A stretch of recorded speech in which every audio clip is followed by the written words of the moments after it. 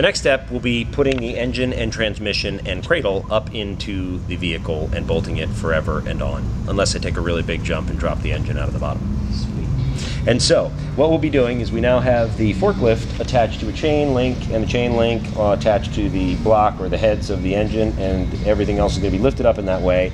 And we are then going to move all the stuff out from underneath and move the tranny mount underneath it. And in that case, what we're going to be doing is we're going to move over here, if you can see.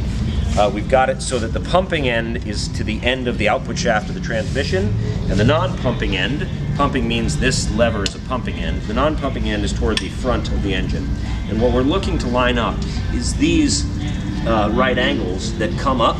We want them to be seated against the front edge of the rear mount of the engine cradle and tight against the round stock that goes forward and aft in the vehicle. So we'll be looking for these flanges to be snug up there.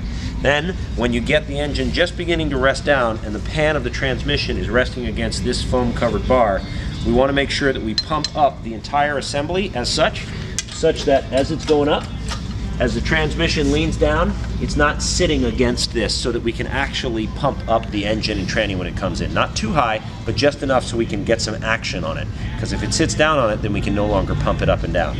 Furthermore, we're going to use this long stick here, and this can be put in. It's got a 1/2-inch drive at the end, which gets slipped into this adjuster in the front, and then you can put a 1/2-inch ratchet on the back, and then you can twist this around, which allows us to bring the engine back in tilt or forward in tilt.